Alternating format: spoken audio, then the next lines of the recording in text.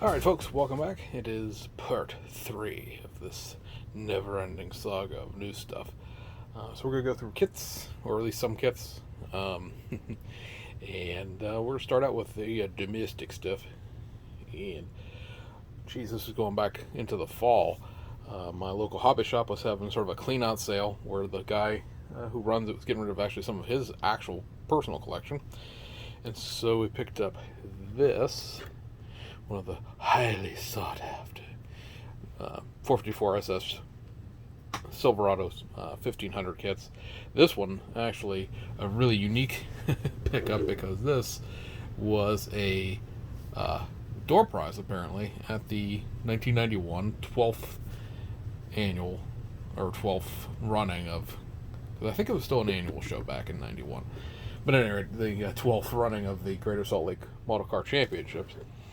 Uh, Still sealed, obviously, and this actually does. This little piece of tape here is holding a little PE license plate bracket on it. Should I make the attempt of going to Utah next year for the last one, I should throw that license plate bracket onto something and see if anyone notices, because I think the license plate bracket's dated for 1991 as well. So there's that. And while I was in that Silverado mood, also picked up this out of his collection, which is a long bed, 89. Still even got the, paid $35 for it. Still got the, or 90. It's got the wrapping thing on it. 89 would have been a NPC boxing still, I think. But yeah, so gotta love that. Gotta love that box art, right? Got the big Goodyear blue streak dirt track tires in the back, and the 1990s graphics just screaming out loud. Obviously, you can just build it as a something resembling stock pickup truck. So, yeah, I'm going to turn on my overhead light because I've got a shadow from my, there we go, camera. So there you go. Yeah, this. I think when I built this kit originally, because I did build one of these when they were new, I built this style with the tailgate net and the off-road bar and the CB antenna, which apparently was still a thing in 1991. So there's that. And then that same day, I also picked up a more modern truck kit, and that is the Baja Bronco version of the Revell 70-something Broncos. If you have the original one, the one that has those wheels that are way too small, I think you can build it as a 73 or 75, depending on how you chop up the air cleaner, or at least that was. This one's kind of uniquely open because apparently when they first shipped out these Baja Broncos, this is something I never actually heard about at the time, but when they first shipped out these Baja Broncos, they accidentally included the body off of the first version of the kit. And so what happened was they shipped out to hobby shops replacement bodies to be put into the kit. So, yeah. This one is otherwise complete and now has the correct replacement body with the fender flares all in order there. So, if you ever bought one of these when they were new and you never opened it, now might be the time to break the shrink wrap on that. Make sure that you don't have the wrong body in your kit. Because obviously, the Baja Bronco kit, in addition to having the much bigger wheels and tires combination, this Baja Bronco body has molded in flares, which the original factory stock, very factory stock version did not have. And so, again, you might have a body that does not have flares on it, and won't you be disappointed when you go to build that in the future. Back in the end of last month, we had our last, as it turns out, for our model club. It dissolved after the contest. We had our model show and contest, and while taking the time to run the contest in the back, I managed to sneak out onto the floor a couple times. Found this 2000, what is this, 9 I think it is? 2007 reissue of the old monogram 69 Ford Torino. It's not really old, it was a new tool in 1991, but at any rate, picked this one up. It is one of those kits that I never had at any point in my collection. I don't know why I never bought this the original first time around, but I have one now. Probably wasn't really interested in the car at the time. Later on in life, you research cars and get more into things and realize what a unique vehicle this really was, with its aero package put on the front end of a regular Ford Torino, and this weird front bumper made out of a back bumper bent in half with a sledgehammer. So, yeah, cool. And then what seems to have been a rite of passage at one point last month, I picked up one of the new Mobius 64 Novas. No interest in the gasser. You guys know I don't really build drag cars, or really have much interest in drag cars, for that matter. So, factory stock, all the things. And, yeah, looks pretty good. From what I understand from casual conversations, the factory stock one builds up better than the gasser one does. So, yay. But, yeah, why not? Because this one I have a repop. Actually, no, I think I have an original. I have an original 66. I've got all of the Revell 69s. So, yeah, why not? Pick up another Nova, so there's that.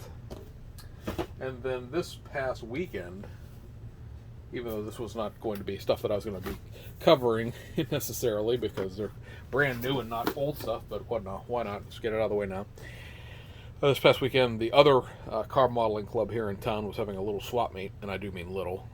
About 30 tables set up. People selling their wares, so I picked up a few recent releases that I hadn't snagged yet. I've got the USA rebox of the Revell of Germany Porsche 911 Carrera 3.2 Coupe 1984 version. Unlike the German version, this is molded in white. It does the whole thing, no molded in color here. Molded in white. Body still not wrapped in shrink wrap, because apparently that's just a thing. This does not have quite as let me zoom this way instead of bringing it over to the camera, much sink marks as they molded in the silver body, but as you can see, it still has some on both sides of the C-pillar. Not a big fan of that, gotta say. There's been a number of 911 kits done in recent times. Most recently of this exact same year, vintage 911, was the New Hobbies rally car. Does not have any zinc marks back here at all. And yeah, I don't know what this is about this roof design, that the plastic is not flowing correctly in the molds. It does not affect the Carrera Targa version, because the Targa version doesn't have an actual C-pillar back here. It has a different style flying buttress back here that you build the back end off of. You can see this does have right-hand drive, left-hand drive, because it's still all the options that came in this kit originally. And so it was a little disappointing to see that the sink marks issues were not a factor of just the silver plastic. They are not as intense as the silver plastic Revell of Germany kit, but they are still there, and still, as I said, rather disappointing to see. This kit was one of the 5 kits that just got dropped out of Revell this past week, and it is the 396 SS version of the 69 Camaro. This has the newly tooled up ice cube tray hood that is specific to the 396 SS. It carries basically the hubcaps and wheels out of the 69 Copa Nova that doesn't really exist. They got put into the ZL1 69 Camaro, and so those wheels are what are in here. And then again, you have a new hood. And these ice cube trays were crammed into an existing chrome tray. I don't think I've ever seen anything quite like the way this was tooled up. As you go through here, you got your standard Revell tires and all the stuff that you'd expect, because this is all really back from the 1989 or 88 release of when this kit came out originally, the Z28 in the blue box art. So you have your Copa Nova poverty caps that are, again, we're in the ZL1. You have the ice cube tray hood, which was sort of chucked onto the side of the interior parts runner. This has like the firewall, the core support for the radiator, and then the door cards for the interior, and then this hood chucked onto the end. It has the indents in it for the ice cube trays, as it were, the trim pieces. And yeah, in here you see there's the steely wheels from the Nova / ZL1 Camaro. And then down here on the chrome tree, this is the chrome tree that's always been in one of the SS kits that has the closed door headlight doors. And up here in the middle of the wheels, the rally wheels, you've got the ice cube trays crammed into the space that used to be in here. Again, I've never seen quite anything like this before. Usually these would just be a little, they'd just be tooled up on a little tiny parts runner like this, in like, quintuplicate or something like that, so that you would get 10 sets of these in little itty bitty chrome runners, and you put them across a piece of modular tooling insert that would maybe be on the backside of this or adjacent to this in the tooling. But no, they literally forced it in here because they had to cut the steel to put the parts number in this reduced spot, as well as put the feed tab in on those. So that's kind of a very, very unique way of going about that. Still does have that weird dual chambered exhaust system and all that stuff. Nothing else got fixed about this kit. It is, again, other than the hood and the inclusion of wheels that technically it already had once, but the wheels, it is a straight reissue of the original, and it is an SS or an RS. It does include both the open headlights and the closed, which actually I guess are not on the box art, are they? It is on the instructions.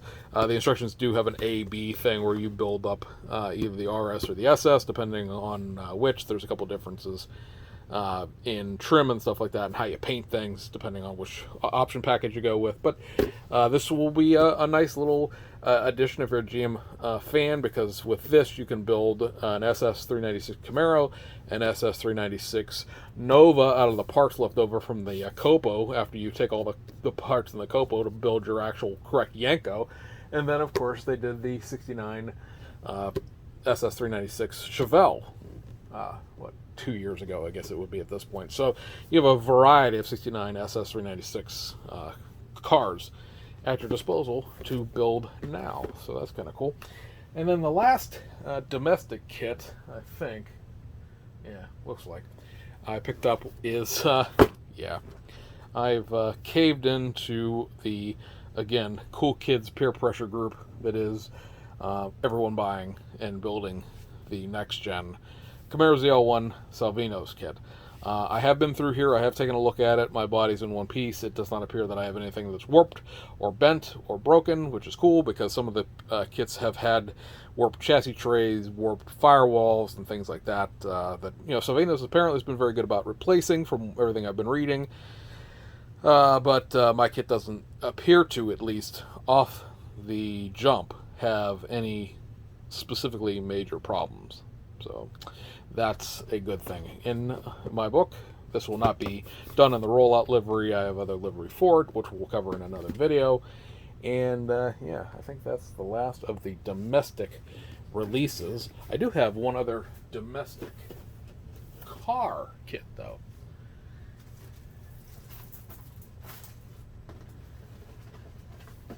This has been rolling around my local hobby shop now since it came out, and nobody's been buying it. And so finally I patriated it from my hobby shop.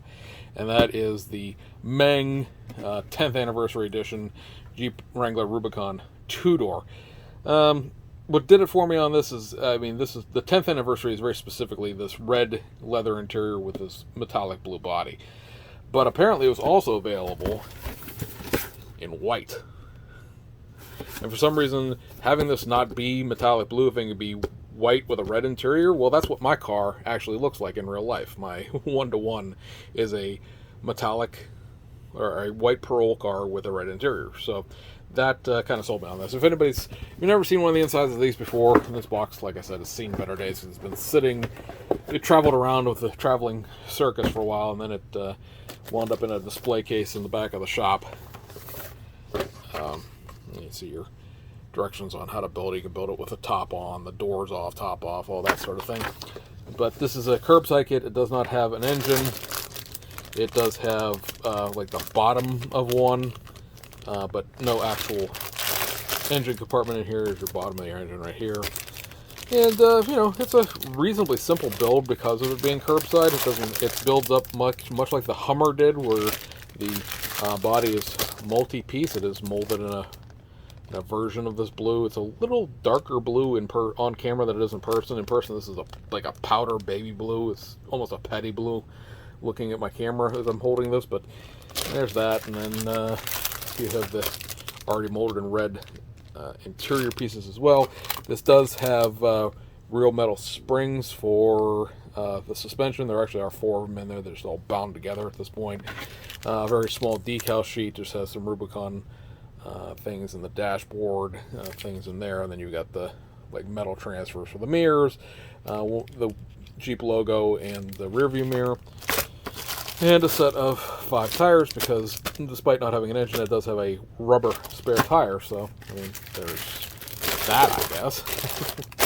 But you know, it sat long enough to sort of fade out of being overpriced for what it is, and being the box is damaged and everything else like that. I snuck it out for a reasonably decent price. I need to find a setting on here that is halfway decent for these bigger boxes, because I am going to be talking about stuff with bigger boxes. So we'll go with that setting. Something else that came across a transom several months ago is this new toolkit from Heller. This is the Renault Estafette. This is the gendarmerie version, the police version. This is more of a transport unit than obviously any kind of pursuit vehicle. This is a Heller kit, so again, this is going to build up the same sort of way that all Heller kits do, where the body is multi-piece. This does allow them to do a couple different options with having a solid door, a passenger cargo door with a window in it. This sells in 2 different versions, this and a bakery version. The only difference between the two as far as the build options go is this transport version has extra seats in the back. It has more parts than the bakery version. It does include grills to do a couple of different year options. I did not take this stuff out of the packaging. Some of the stuff was in plastic, some of it was not. Apparently that's just a thing. I do appreciate that the tires are in a bag and the clear is in a bag, so at least, you know, in those terms, those things won't get scratched. But for some reason, this large parts runner is in a bag that has like the engine and suspension components and wheels and stuff. So, I mean, Heller is now owned by, I don't know if they have their actual name on here or not, but by a German company. This says it was made in France. I don't believe that's true anymore, but maybe this one is because the molding was still being done there. But yeah, kind of an interesting conversation piece. It's a very butt ugly van, and like all of Renault and Citroen's cars back then, it is a front wheel drive van. This basically replaced the 2CV, or not the 2CV, but the 4L, a bigger vehicle. The 4L was considered to be too small as a commercial delivery van, so they made this instead. So, yeah, spiritual successor also to the Citroen Forgan Type H, same kind of principle. Let's see, what else is in this pile back behind me here? I'm not sure if any of these kits have been seen before. If they have, they're on a channel that doesn't exist anymore. So this is a new BMW M3 E30, the B-Ing Kangani Racing version. This is the 1990 Fuji Intertech class winner. This Fuji Intertech's the last race of the year, so last race in 1990. Pretty much in 1990, the class 2 cars were all M3s, so very singularly competitive. It was almost a single make class at that point. But yeah, it's an interesting another reissue of their M30. Nothing new about this kit. It is just a new set of decals.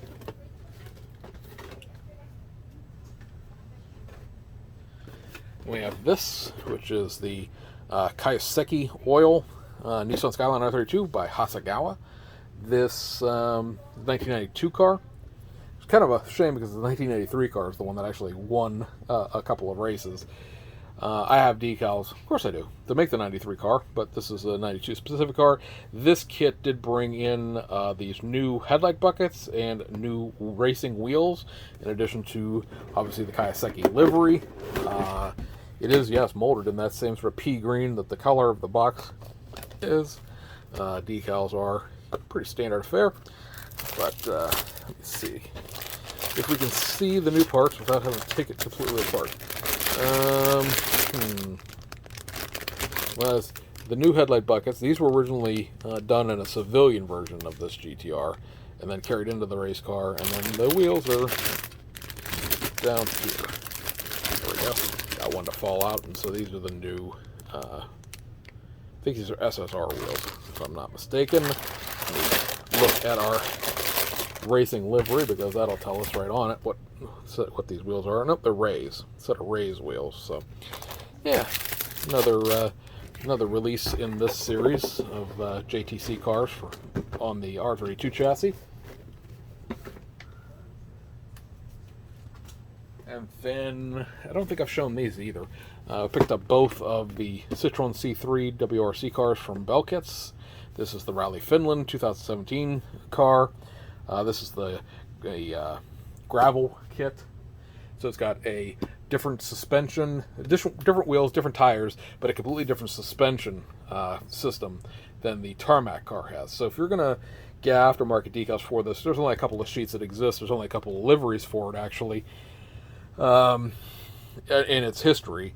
Then make sure that you buy the correct car for what the project is you're working on, because unlike a lot of these Belkits kits where, you know, P's included, night race parts are included, and a lot of that stuff goes back and forth between both cars, the suspension components in these two different kits, I'll show you the other one here in a second, are separate, and they are not carried over between the kits. So if you buy one, you're not going to get both options to build. The other one being the Tour de Course for 2018. This is a Sebastian Loeb car, and this is the tarmac car. It sits much lower, different set of wheels.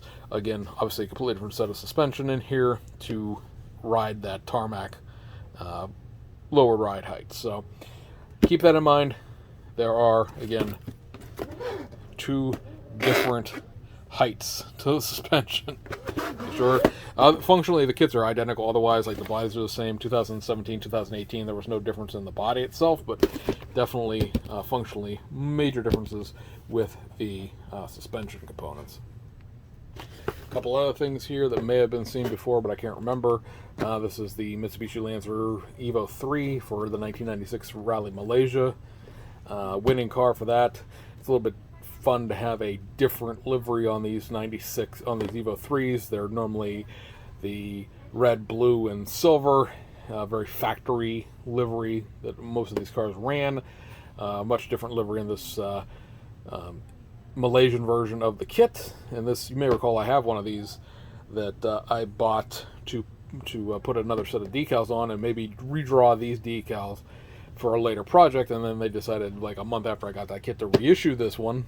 These Asia Pacific Rally kits have not been really run, even though they've done a number of them in their reissuing everything that isn't nailed down policy that they've had over the last couple of years. So yeah, picked one up to actually build it with a good set of decals. And then the other one is this, the 1984 European Rally Champion with the detail up parts in here. So you got a sheet of PE. Lancia 037, this is a West livery, that is a tobacco livery, and you might notice the tobacco livery is missing. I believe I covered in another video the decals that I got for this kit to rework this into having the correct livery. Also, Rege, I believe it is, put out a filler sheet. Actually, or they're coming out with a whole new decal sheet for this. Apparently there's some other, in addition to the West delivery not being here, apparently some of those other parts aren't correct either, so they're doing a whole new decal sheet for it. That more than likely, I don't know if I'll pick it up or not. I got to compare it to the one that I got, because if I already have one for this, there's no real sense of buying another one. But yeah, there is that. I picked this up off of Bai a couple weeks ago. It's another SARD version of the Toyota Supra. Decals are pretty cooked in it. There's a kink in the window pillar, but that'll go away when we stick the windows in it. This will be for that Fat Motorsports decal sheet we showed you in the last video. Shipment out of Hobby Link Japan here. The Brun Racing Porsche 962C in the 1987 Norris Ring boxing. This is the second place finisher of that race in the Jägermeister livery. For some reason, Jägermeister is a perfectly acceptable sponsor, even though it is clearly, obviously, a alcoholic beverage of much ill repute. Don't know why that is, that you can get a Jägermeister livery but not a tobacco livery, when nominally speaking this will do more damage to you in the short term than smoking cigarettes will. But be that as it may, it is there. They do have aero discs in this kit, and they do include decals for the aero discs to make this weird yellow-orange combination thing going on there. These are very basic kits. They're like 50, 60 parts. Pretty easy to throw together.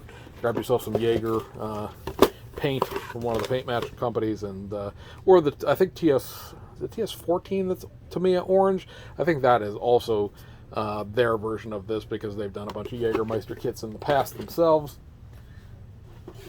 We have the Mitsubishi Evo 3 1995 1,000 Lakes Rally winner. This is molded in yellow, obviously. It's a yellow car. It does include the correct suspension, correct wheels, and everything like that. So this one you can actually build out of the box without screwing around with it. Like all the Evo 3s, it comes with a seatbelt material and stuff like that. That's why I picked up that ribbon, because the seatbelt material in these was ridiculous. So there's that. Picked up the 1973 Royal Auto Club Rock Rally Nissan Fairlady 240Z. This does have new resin pieces for these bumper mounted turn signals. Otherwise, everything else in this kit carries over from the other versions of the 240Z Rally. I think this finished, I'm not sure where this finished actually. I'm not sure the instructions are going to tell us either. Let's see. You can sit there and admire the decals while I read the instruction sheet here.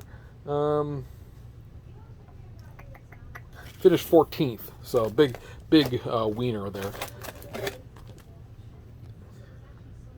I do appreciate the fact that these door placards have that little sort of masking tape thing on the side to make it look like they're taped on. So, yeah, there's that. I think that the thing about this kit is it doesn't have the right wheels, if I remember right. I think this has just the standard rally wheels, which are not correct for this version of the kit, but they might be the right wheels. I'm not sure. I have to research into that a little bit more. And then we have the 2007 Acropolis Rally from a 2005 Subaru WRC kit. This is an interesting decal sheet in the sense that a lot of this white is on the decal, and I think it'd probably be easier to paint this, at least this part of the two-tone, rather than trying to use the giant sail panel decals that they give you in here. We can get them out. See that they're giving you like the whole side panel, and then the Altamont Racing Team, or Amont Racing Team, is separate. So you could paint this part white, and then just use the corresponding color-coded things for this stripe here and for this red stripe down here, rather than trying to get this white on here. Your choice. It's gonna. They do have the door handles cut out, so at least that problem probably won't be a big problem. They do have a cut in them here to go over this fold in the fender, so theoretically they should cover. I think I still want to paint that though, or at least paint underneath of it, so I'm not relying entirely on the decal. So because if it's split on this fender, is it really going to meet? That would be my concern. And then we have this, the 1990 JTC version of the Toyota Supra. This is the Fujitsu Team Tom's version. 1990 was an also ran year for the Supra.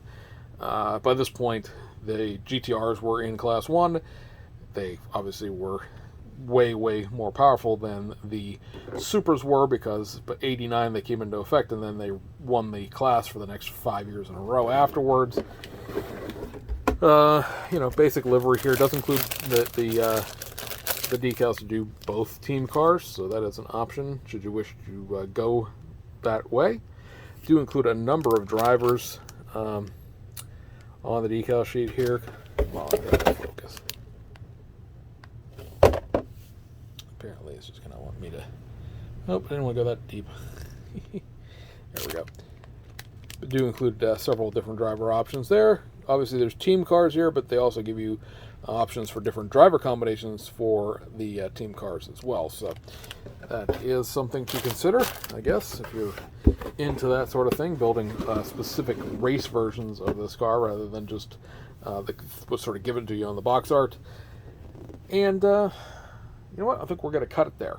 Got enough stuff to put away. There's still quite a bit to cover, but yeah, this is already looking like it's going to be about a half an hour long, so we're going to wish you guys well, and we'll see you guys on the other side.